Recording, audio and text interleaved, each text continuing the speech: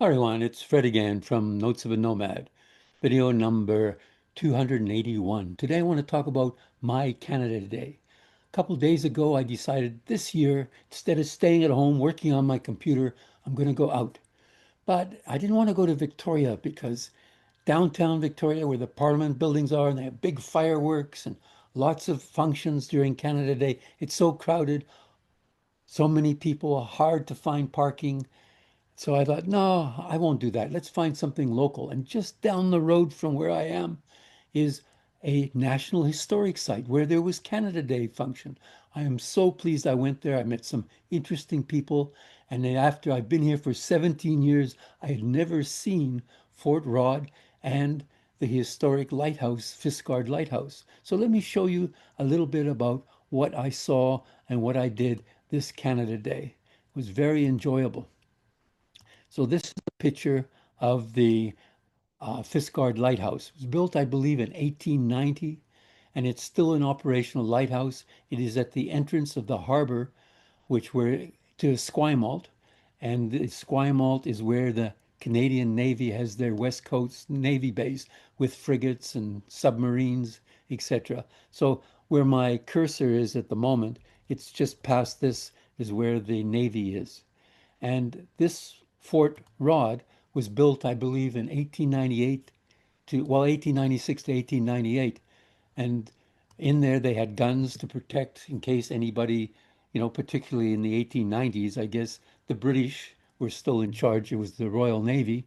They built a lot of the installations, and over the years, they put in additional guns. And in the background here, you can see the Olympic Mountains, which is in Washington State. So it's a beautiful part of the world, just here on the southern tip of Vancouver Island. And I believe, if I'm not mistaken, this is the only action that happened in the Second World War. June the 20th, 1942, a month before I was born in July 1942, a Japanese submarine, I-26, attacks Estevan Lighthouse, located on Vancouver Island just north of Tofino. And here it says that the submarine I-26 headed for the lighthouse, and at 10:23 a.m. it opened fire on the Canadian shores with 25 to 30 enemy shots were fired, but there was no major damage to the lighthouse or any casualties. And I believe that's probably the only incident that happened in this Second World War on the west coast of Canada. And this gentleman here was very interesting meeting him. His name is Philip. He was in the military from 1970 to 2003. He was in the reserve. He was in the artillery, but he traveled around the world, many incidents, saw a lot of the world in the Canadian Army. But he's now, in the last 20 plus years, the historian, one of the group of people who work on old documents, and people donate some of the family heirlooms, and they go through and they're registering and even digitizing it so in the future people can see the history of this area.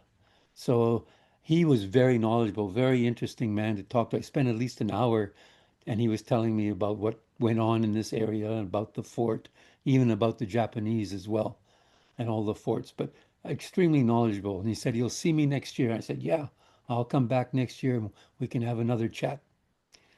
And there was a lot of displays, like this was an old Jeep, and this was an old one of the military trucks, vehicles, and they had a 21 gun salute.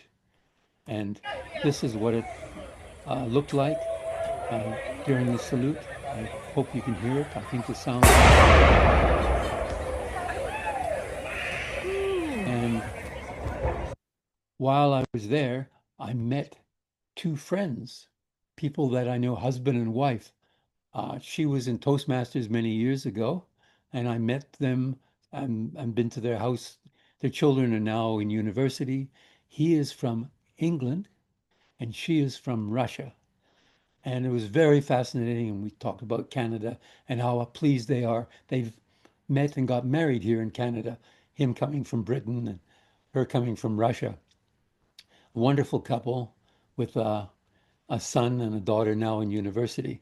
And they've traveled extensively. Again, it was nice to compare Canada to some of the places they traveled to. They spoke about last year they went to China and how fantastic and modern and well organized China is. I last time I was there in 2012, I traveled just briefly from Hong Kong on a day trip, and it was impressive then, but even now more so, 13 years later or 12 years later, because they went last year. It's amazing. And they also visited other places in Asia and Hong Kong and so on. But they've also traveled to Jordan recently and Cairo in Egypt and Ecuador. So it was interesting listening to their travels. And travel is one of the best educations. But then we compare it to Canada and say how fortunate we are to be living in the country.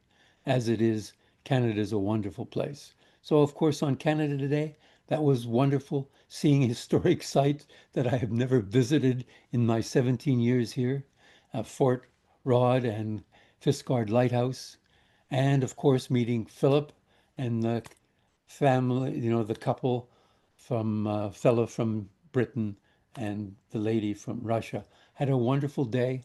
Was very pleasant.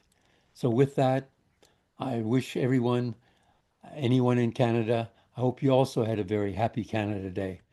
It's now 158 years from since 1867 when Canada was declared a country.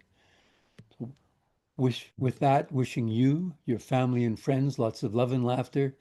Bye for now from Fred and Notes of a Nomad.